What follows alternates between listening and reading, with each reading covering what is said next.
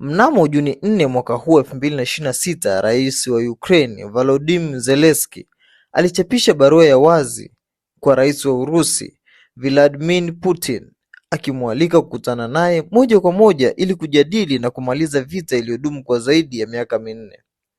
Barua hiyo ilitolewa kupitia tovuti rasmi ya urais wa Ukraine na ilikuwa mara ya kwanza Zelensky kumwandikia Putin moja kwa moja kwa njia ya umma tangu vita zianze mwaka 2022.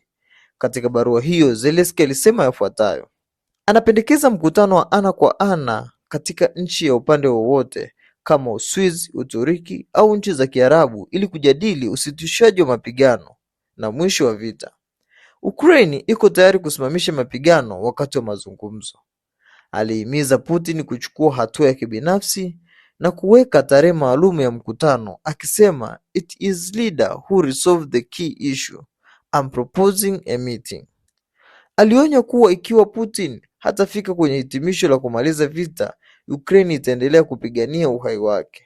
Alitaja hasara kubwa za Urusi kama askari zaidi ya 30,000 waliojeruhiwa na kuuawa Mei pekee na uchovu unaoongezeka ndani ya Urusi.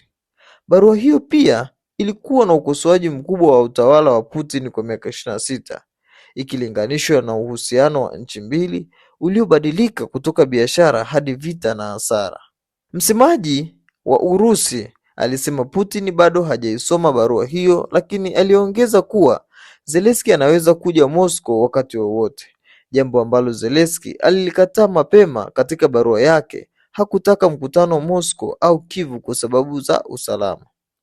Rais Donald Trump alisema mkutano huo ungekuwa mzuri sana na alionyesha matumaini kuwa pande zote zinaweza kufikia makubaliano.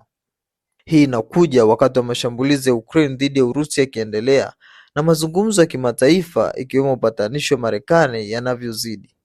Hata hivyo, hakuna tarehe maalum iliyokubaliwa bado, na upande wa Urusi umekuwa ukisisitiza mazungumzo baada ya makubaliano ya kimsingi, si kabla. Barua hii imeibua mijadala mikubwa duniani kote na inachukuliwa kama hatua muhimu ya kidiplomasia kutoka kwa Zelensky ili kuonyesha nia ya amani wakati vita ikiendelea kuwa kali.